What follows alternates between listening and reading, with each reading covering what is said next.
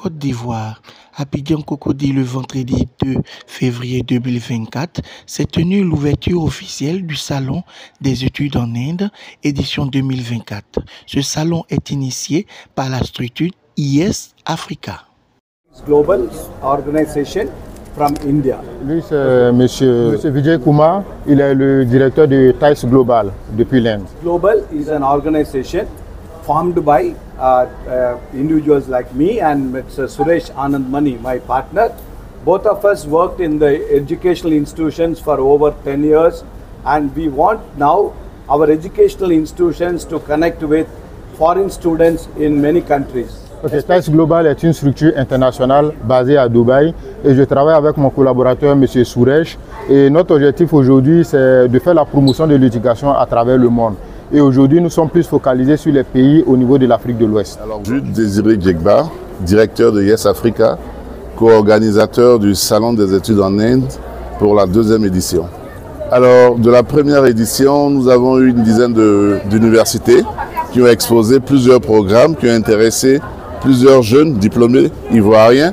À la suite, nous avons eu autour de 500 étudiants ivoiriens qui sont allés pour d'autres l'informatique, pour d'autres business, pour d'autres l'architecture, et à un niveau de scolarité assez avantageux et concurrentiel. Donc je pense que l'Inde reste quand même une destination de choix par rapport à notre contexte économique, donc c'est-à-dire étudier dans des universités de qualité, mais avec un budget assez raisonnable. Alors, à cette deuxième édition, nous avons pu mobiliser davantage d'universités, donc un large panel de possibilités de formation.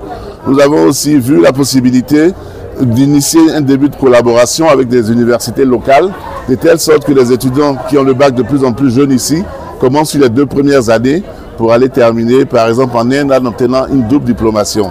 Donc nous sommes en train d'aller plus loin que 15e salon. C'est vraiment une coopération éducative que nous voulons mettre en place entre les universités indiennes de renom et les universités ivoiriennes. Alors, premier avantage, je mettrai le coût de la scolarité.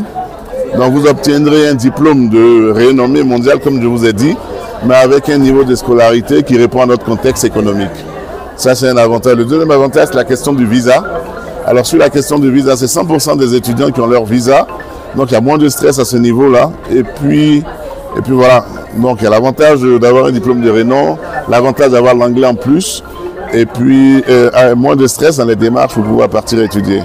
Ah oui, il y a plein de sociétés qui sont dirigées par des Indiens, et même des sociétés de multinationales, mais qui recrutent sur Inde, comme Google, Cisco et tout ça, qui donnent la possibilité à ces étudiants-là de pouvoir joindre la pratique à la théorie qu'ils font là-bas. Oui.